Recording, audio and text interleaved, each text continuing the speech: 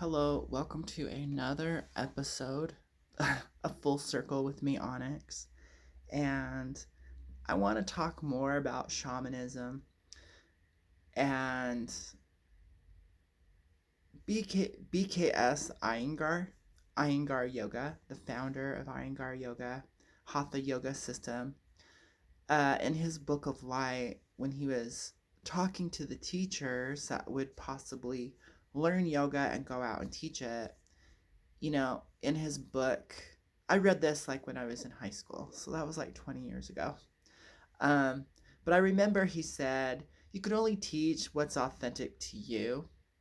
And so your yoga and your teaching, that has to come from your personal practice through this authentic education you get through understanding your own personal body or your work, whatever it is that you're interested in. uh, that's what you teach. So you can't really teach a principle or a philosophy that really belongs to someone else because you lack that experience. Unless, that is your subject and you've immersed yourself into it and you have accumulated a mountain of personal experience. Your personal experience becomes your power. And so when we get people who have appropriated someone else's culture, mystical arts, philosophy, and they're not living it, it's not fully authentic. So I feel like it comes off as a sales pitch or a salesman. So I think there's a lot of people who are selling relationship coaching, life coaching. They're they're selling spirituality. Um, and I believe in Western culture, we don't know better because you're sold a religion, you know, and then you follow it, and then, like, it's not like indigenous to your nature, to your being. Like, someone who was born and raised in Italy and is Italian and lives in like a sixth generational home and plantation, and their family had a small vineyard. They raised a little garden, and they lived off this land in the farm, and they know the people, they know the water. That, and then when they talk about it, it's going to be more authentic. There's going to be a power behind it. um, Especially if they're proud of it, you know they're proud of their land, their heritage. They feel a oneness with all that. Uh, then I would say they're more Italian than someone who's never stepped foot on Italy, who has some family roots. They don't grow anything from Italy. So, in a really weird example, as this just kind of randomly, spontaneously came into our conversation, my dad acquired uh, some grapevines that were all the way from Italy. So my dad's a farmer and we grew up in the country. And it just so happened that further down the road, about 3 miles, one of our close family who ended up marrying my cousin, like, they're they are Favero, and they're from Italy, and their family immigrated to America way back when, and they actually brought grapevines from Italy. And so my dad got these Concord grapes that have literally came from Italy. And we grew them for a while, and it was really cool.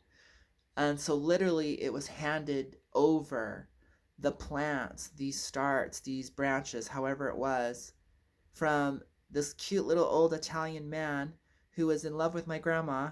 He gave it to my dad as a gift, so it was very special to him. My dad accepted the gift, and then he grew it in our backyard. And so for many years, we had Concord grapes straight from Italy. So that's the type of authentic handing down of power, handing over of knowledge and experience. It's like a transmission. And so we miss that when we just get an education from books. We miss that when we literally go to a classroom and learn something mystical or pop on YouTube or TikTok and learn a spell. It is different. You miss, you're getting such a little amount. You're just getting a hint. And then you fill in the blanks with your imagination and you call it good. When really, I literally held those leaves in my hands, you know? And so Johnny was in love with my grandma, Mary. And I remember Johnny with his full head of white, snow white hair. And, you know, he's a little old man, so he shrunk down to about 5 feet tall. And I remember him helping me start my grandma's lawnmower to mow her lawn. You know, and I remember, like, so their spouses died. So my grandma's husband died, and Johnny's wife died. You know, and they're cute little old people living in farmland. And so they used to start hanging out together, seeing each other. And my grandma wouldn't marry him because of her like religious beliefs. But basically, they were pretty much married. So they were they found comfort and love in each other, and so it was really cool. And then one of my cousins from my mom's side of the family, a completely different family line, ended up marrying so you know a granddaughter from Johnny's line. So it was really cool to kind of see this like interweaving of family. Uh, but you know, I know him and I know them, and like it was really neat to see just that connection. And I feel like with shamanism, with spirituality, with mysticism, we miss a lot of the connection. You might be you might feel drawn to Tibet. You might feel drawn to Egypt or Japan. Any of these cultures, any of these like spiritual cultures that come out of, you know, these, and it's like it's different when you're there. So I've always felt drawn to Japan, and I had the opportunity to go when I worked um, on the cruise ship as a massage therapist. And so I literally got to walk around Kyoto. I got to walk around Hiroshima, visit the museum.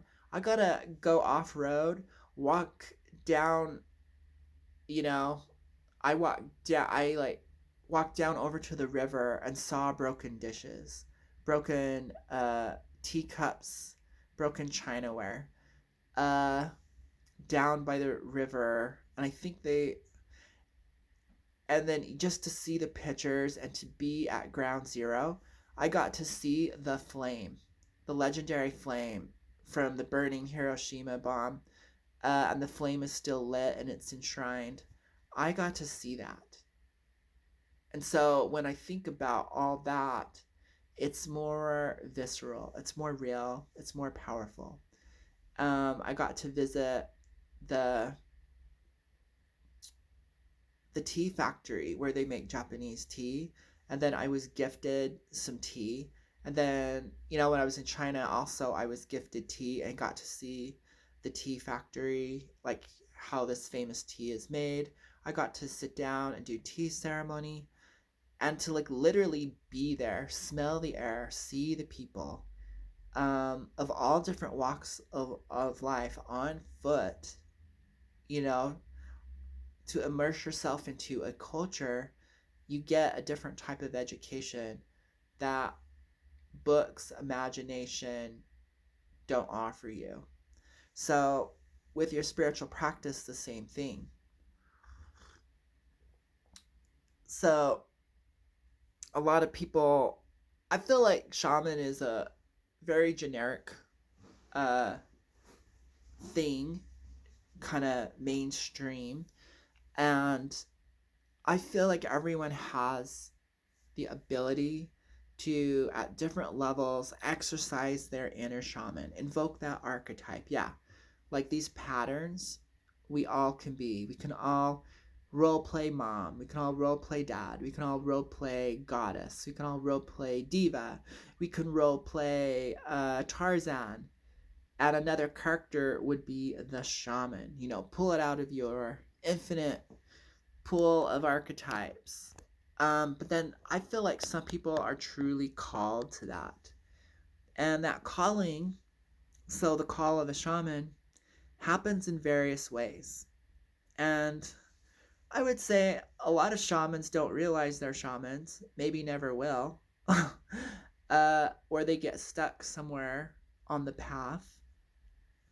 But it's like we have to like homogenize and pasteurize, sanctify, repackage things so it becomes digestible for everyone to relate to. Uh, and people, I think one of the things that gets thrown out of shamanism is the initiation of death. And death is such a big part of shamanism. Death is like an initiator, which, you know, tears the veil between the realm of the physical 3D realm of limits to the realm of spirit, infinite potential, life after death, and beyond.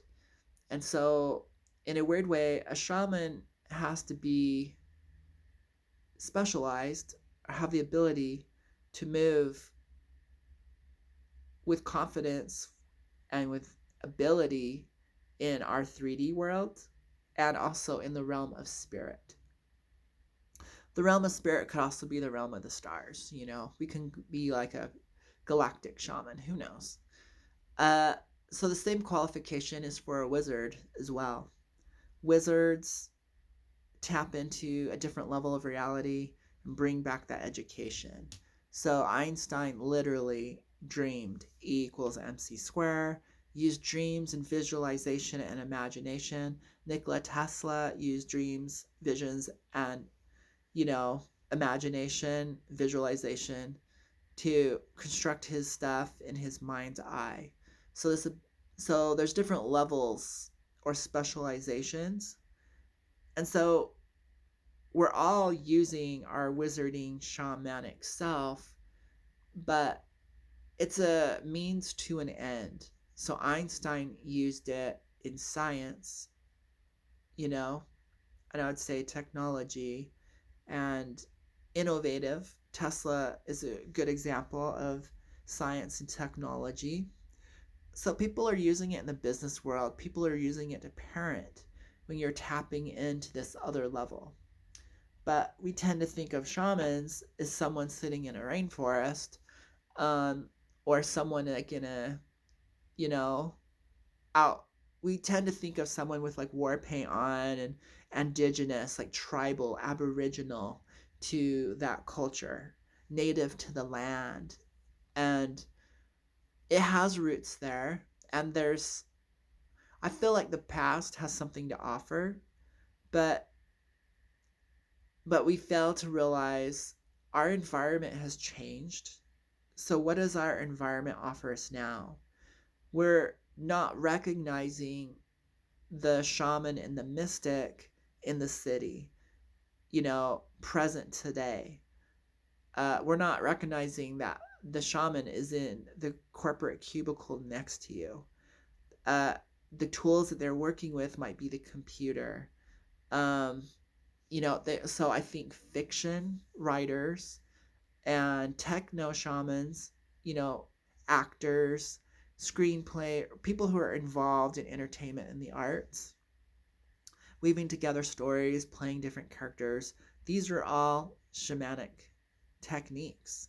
These are the tools and the trades.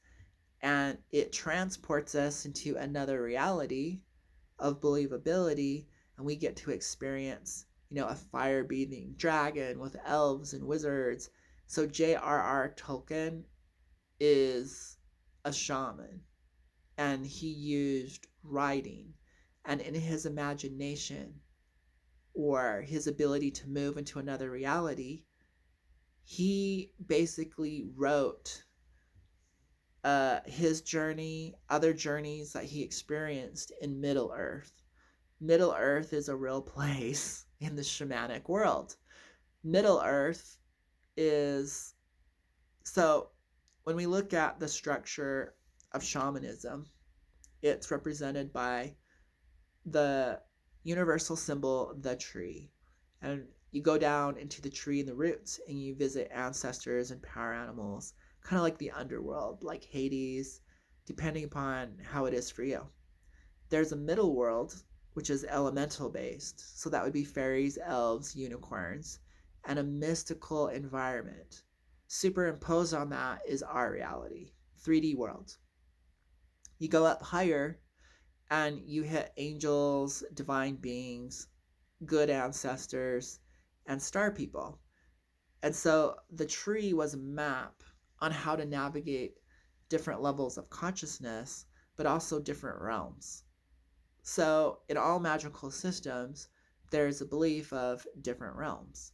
Your ability to navigate, move in to one of these realms, and gain knowledge and bring it back officiates you, qualifies you as exercising your shamanic ability. So I think hypnosis, trance, uh, are all, breathing techniques are all ways, meditation are all ways to hack the system in order to open up your shamanic abilities. Ritual does that automatically. Over time, a basic ritual uh, drills into your subconscious and rents forth the veil. So that's why magic relies heavily on rituals. And nowadays, ritual magic is just associated with magic. And so, anyways, so yeah, it's a vast subject. And all I can do is share what I've learned. So I think in my last video, I really wanted to emphasize uh, being a part of the environment, having it a real experience. But then on the other hand, on a contradictory flip side of all this, structure, a system can help you understand the information going on.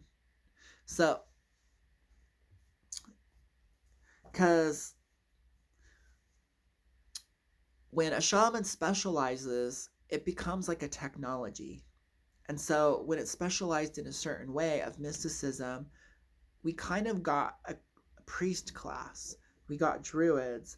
We got men of spiritual knowledge, women of spiritual knowledge, saints, prophets, seers, revelators, and mystics of all kinds. And then like religions happened, and it gained a body of knowledge. And there's an archetype myth, and there's a deity figure, and there's a hero's quest. There's a journey to salvation or to the heavenly realms, Shambhala, Nirvana, Shangri-La, to name a few, or the transformation of Enoch, the transformation of Christ, the transformation of Kuan Yin, the transformation of Osiris to Horus, the old age into the new age, the harvest into the sun god. So there so what becomes universal or kind of keys to understand the psychonaut reality of the shaman, it's anchored in with meaningful symbols and universal patterns of the archetypes of the hero's quest. So you might resonate with the transformation of Malropa, I believe this is his name. I'm probably totally butchering it, but he became like one of the greatest enlightened mystics of Tibet. He started off as a normal person. His family goes through tragedy. Then he wants to learn black arts to get revenge, and he does. And then through using the black arts to like kill his uncle and like their family and whatever and their land, he now has to pay off this karmic debt.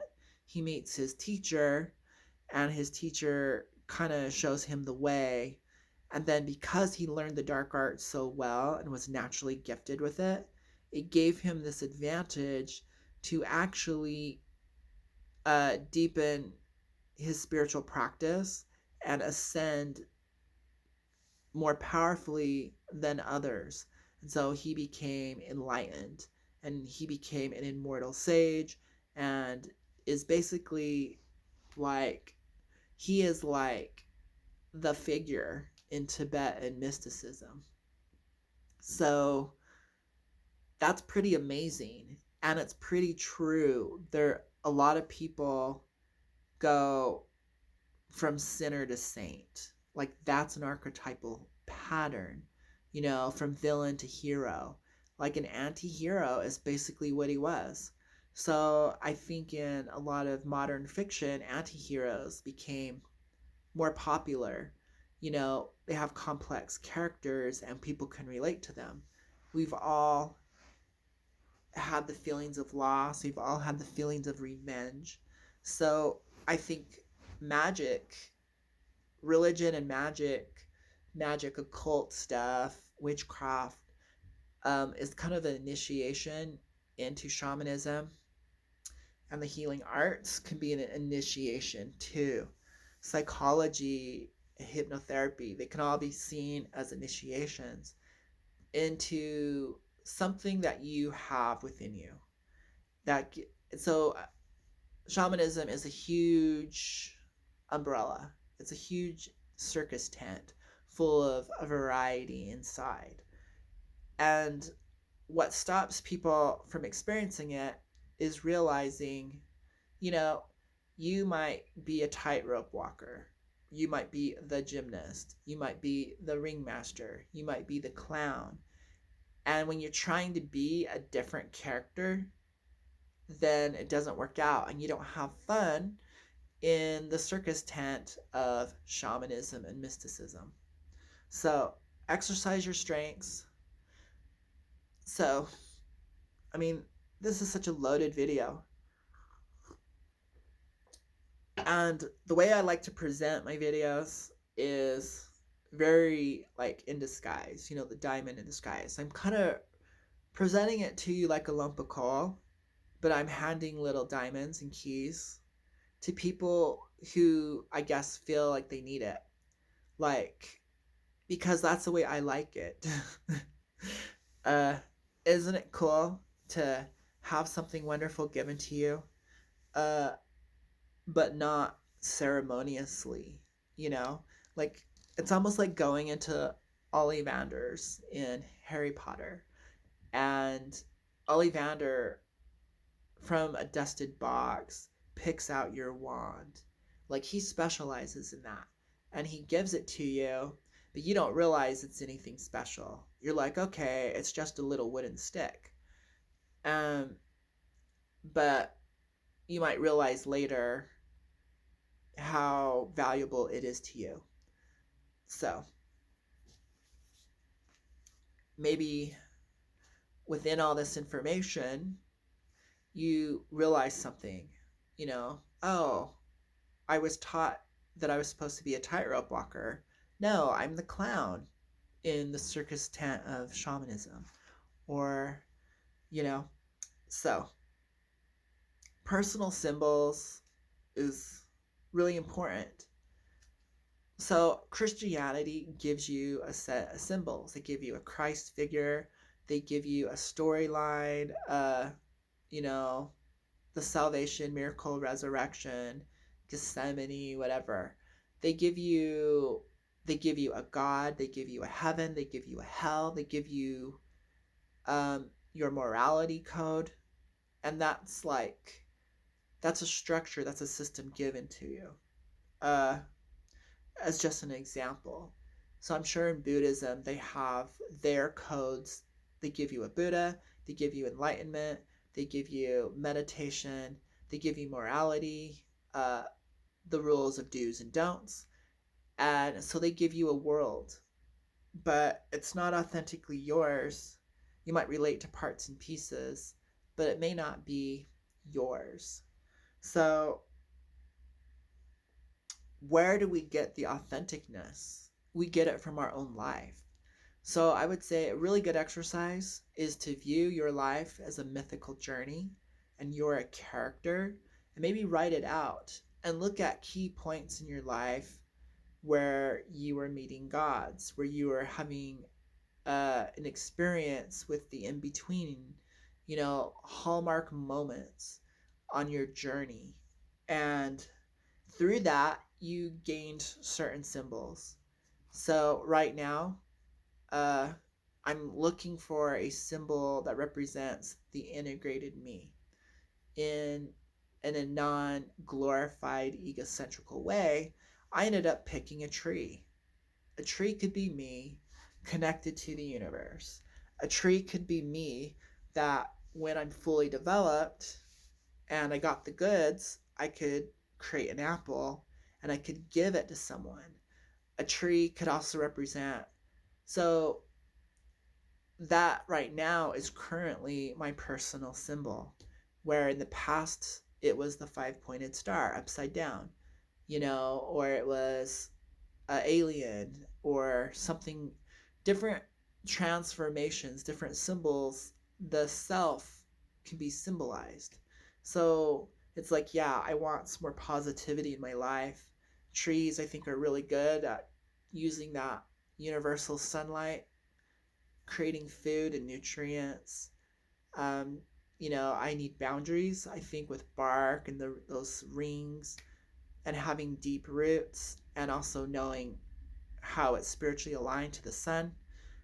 I think the tree is a perfect symbol for me right now on my journey. So it's a universal symbol, but I personalize it. And, you know, the trees have been around since as long as the people. We got the Kabbalah system, which organizes itself on the tree. Tai Chi, the shamanic version of how it was originated, the myth and legend. Trees were involved, nature. And so the chakra system fits on a tree. Uh, so a tree works really well as a symbol of balance and a symbol of being connected to my community. And it doesn't seem negative. It doesn't have uh, things I don't need attached to it. A star has so many things attached to it. A skull has so many things attached to it. So, anyways, moving on. Moving on. Let's see if there's anything else. Yeah, the whole point of this video. You're like a chosen one. Whether it's death that chooses you through your shamanic illness, your psychological break with reality because you can't handle reality, therefore you get catapulted into the unknown. Traumatic shock like death of family, death of loved ones, death of self, an injury. And then the only way to make it a shamanic initiation is if it catapults you being closer to the unknown, the mysteries of life, where you have a discovery that you're being assisted or some type of knowledge has come to you of a higher power. Without that higher power, you don't arise into being a chosen one. You stay in victimhood. Without an understanding of your special connection to your allies, you didn't have a shamanic awakening. You didn't have that. You had an experience with the unknown that shocked your reality system, you know, uh, just like, but it wasn't a full-on shamanic experience. Like,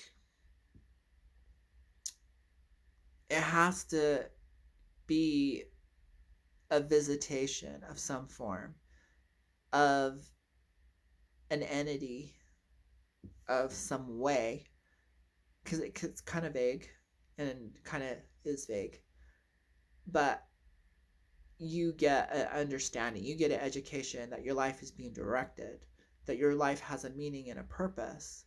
And it's not exactly God. I'll just tell you that. It's not limited to the idea of God. It's not limited to the idea of love. It's not limited to the idea of psychological wholeness slash enlightenment. No, it doesn't. Those are two compartmentalized, packaged pills to swallow.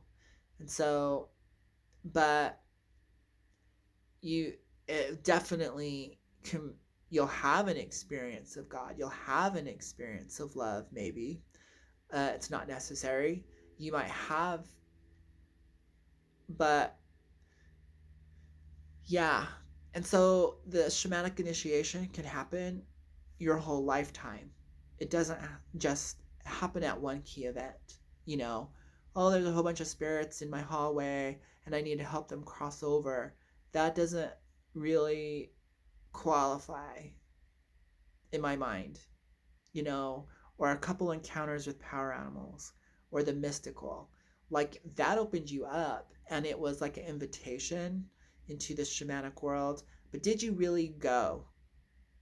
Did you really realize this world is nothing but a dream?